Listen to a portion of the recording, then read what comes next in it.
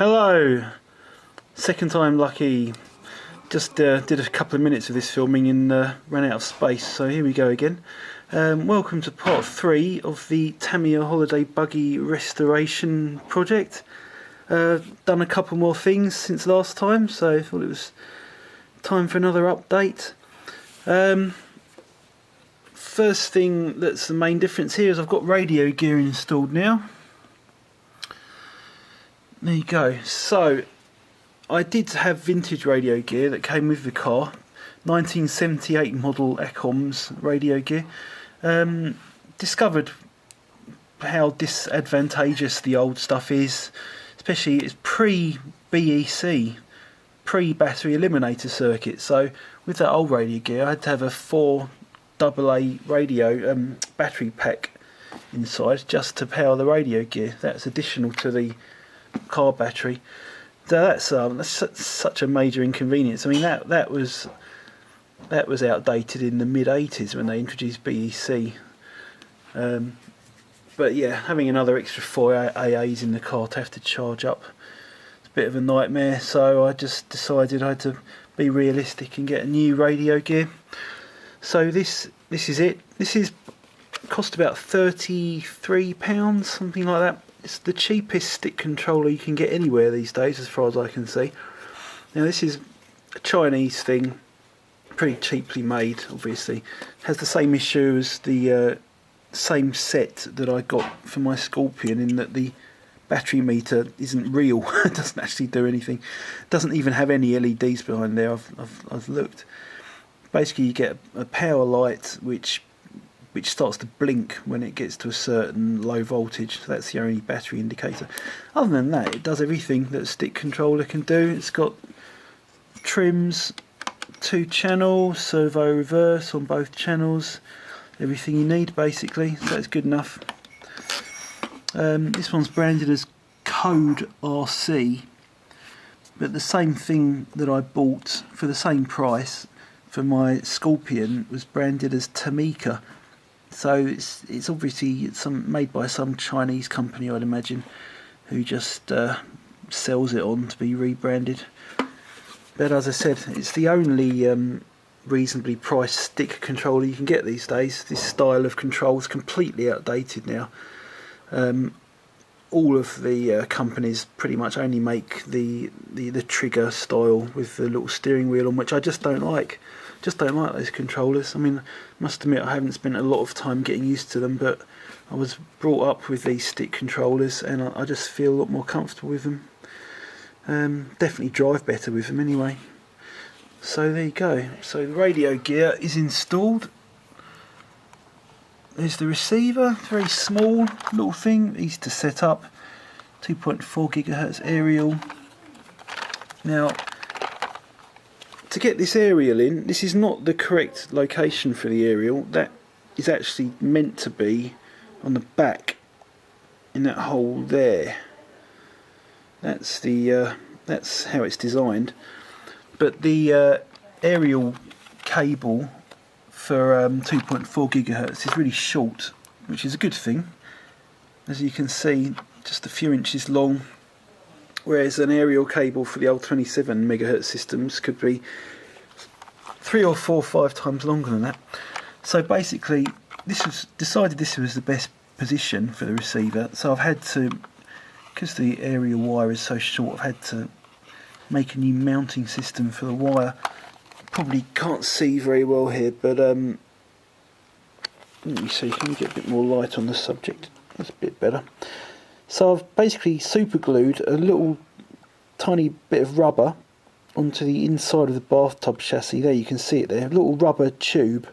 It's actually just a spare that came with the car. I think it's an original 80s bit of damper that was originally meant to go on top of the shock mounts, just underneath that bolt there that I'm not able to focus on at the moment. Anyway, so I super glued that to the side. That nicely holds the aerial tube. And then you can just about see the little thin black aerial wire leading into the underside of that. So there's a little bit of bodge work there to get the aerial. And I put it in that exact position because it happens to coincide with a hole there in the body, so we've got a nice little place for the aerial wire to come out of. So other new things in here: servo is set up and working. Super ultra cheap Chinese servo, bought on eBay for about £7. I can actually get it for about £3.50 to £4, but that's sent from China, so that would have taken, you know, anything up to a month to get here. So I didn't want to have to wait a month to get this thing finished, so I got a this Tower Pro. See if we can get focus on there. Basically, Tower Pro is a cheap Chinese servo brand. God knows if they're all made by the same company. You can get slightly different spellings of the word tower. This has got a terrible spelling mistake. Towar Pro. Towar Pro.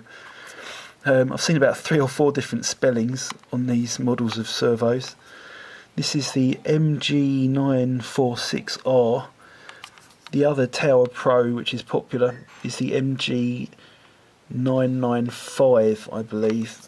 This is supposed to have slightly higher torque, but who knows? I mean, it works. It was cheap. I don't need a super fast, high quality £30 servo in a Tamiya Holiday Buggy. This will do the trick. I haven't stuck it in yet. It's got to be mounted with servo tape. Oh, just one other thing, you can see it's got metal gears, this servo. Supposed to be a good selling point, but whether they're high quality metal is another matter. As I was saying, the servo is mounted by tape, so there's no holes or mounting posts on the chassis for it. I haven't stuck it in yet because I'm still waiting for another part, the Servo Saver, to go on here. It's on order. I've got a kind of generic Tamiya Servo Saver. So that should be coming any day now. I was hoping it would be here today, but unfortunately it's not. So once the Servo Saver is installed on there, I will tape down the servo and get the tie rods. It's very simple steering setup on this car, as you can see, about as simple as you can get. I'll get the tie rods onto the steering and the car will be complete at that point, so it's not long to go now. What else do we have here? Motor, I've already told you about that. Battery, same battery as last time. Speed controller is installed. I've servo taped the on-off switch for the speed controller to the side of the inside of the chassis there. Works nicely. Obviously can't turn it on and off without taking the body off. Good thing about this body is it clips on initially via a little hinge type arrangement here. So once you've got the body on there and you just want to quickly take it on and off to remove batteries and turn it on and off, what have you, you don't have to take the whole body off. You can just hinge it up like that, which is a cool thing.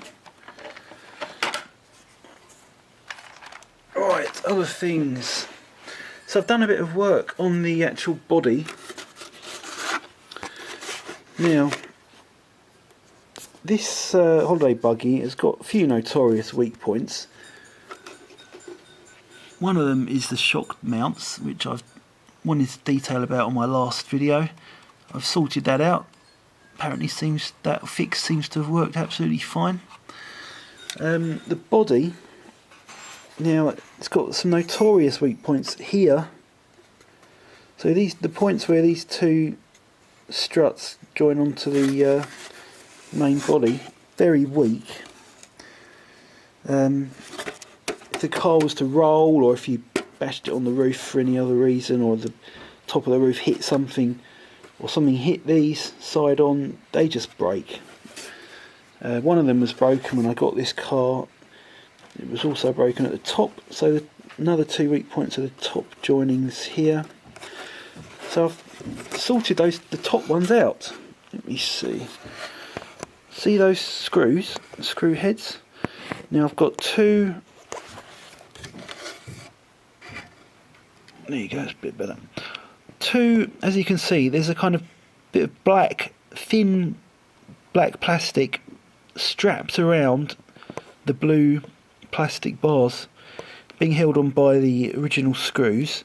So they are my fix. They are on the nearest one. They are actually fixing it because that one's broken, but they are also just reinforcing it. The furthest one away in the middle of the screen there now is not broken, but as with the shock mounts, I've reinforced and fixed one. I thought I might as well do exactly the same thing for the other one to save it from breaking in the first place. And they are these bits of black plastic here, there and there. Very simple, just a strip of, just an 1.5 inch or so long strip of flexible black plastic, again cut from a DVD case, just made a hole at each end of it, and it wraps around the blue bar, and it's secured in place by the screw, which is there anyway to hold the roof panel on. So that's worked very nicely. And I had super glued the base of the strut here.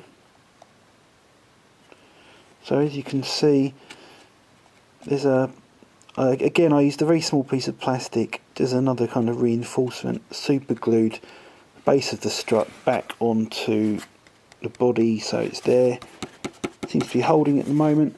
I'm just going to take it easy with this body. I hope not to crash it too much and roll it too much, because it's bound to just start breaking again if I do start doing things like that. But at the moment, cosmetically at least, it looks absolutely fine. So those fixes seem to have been okay so far.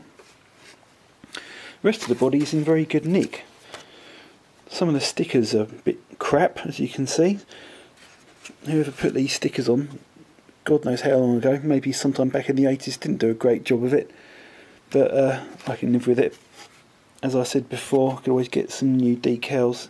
I could strip all the old decals off and completely redo it if I wanted to. Excuse me. So the other difference about the car is that the front wheels are now on. So we've got these very simple arrangement with these black springs.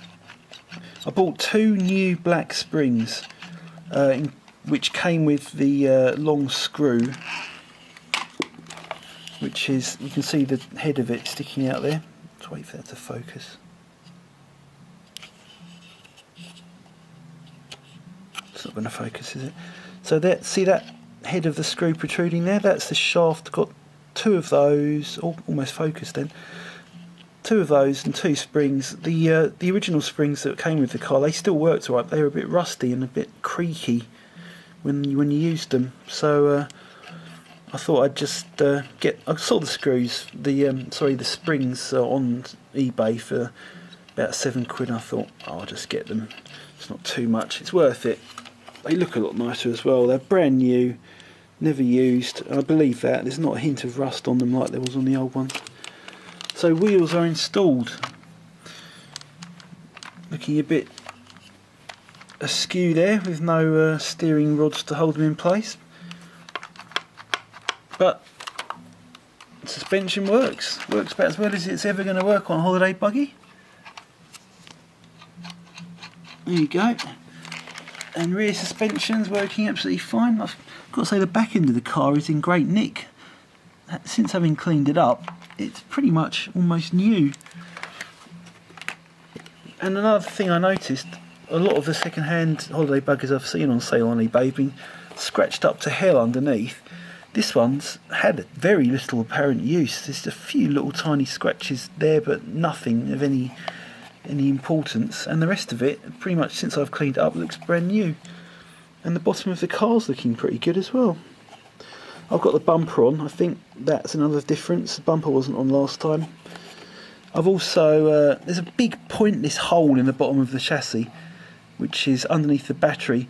I've filled that in. I've just super glued a thin piece of plastic on the inside to fill that hole in. I might fill in these other holes. Not going to be using that on-off switch position. I wouldn't even have an on-off switch that would fit in there unless I used an old vintage one. They're much smaller than that now. Might fill in that hole. So there you go. Car is very near finished. I've tested out the battery and the motor. That's all running okay. Radio gear's all set up. Steering, servo, speed control all working fine.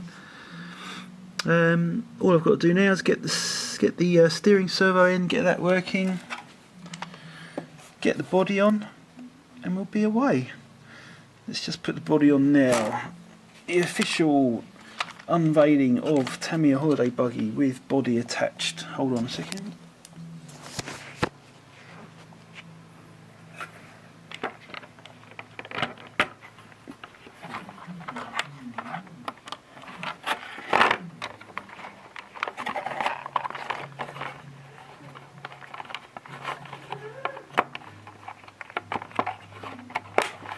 I do like the way this body fits on with no body clips required, and it is easy to get on and off. But there we have it. Steering servo hanging out still. Let's just shove that in there. There we have it. I think it looks great. It's a very nice looking kit. The fact that it's a vintage 80s kit, I just love that about it as well. Almost as old as me. In very good nick, I would say. I could sell this for decent money. I've put quite a lot of work into it and quite a lot of expense into it so far, but I reckon it would be quite desirable. Not that I want to sell it, not at all, but I think it would be quite a desirable purchase for someone now, to be bought in a fully working condition. There you go. I will update you with steering installation and have some running videos very soon. Thank you very much.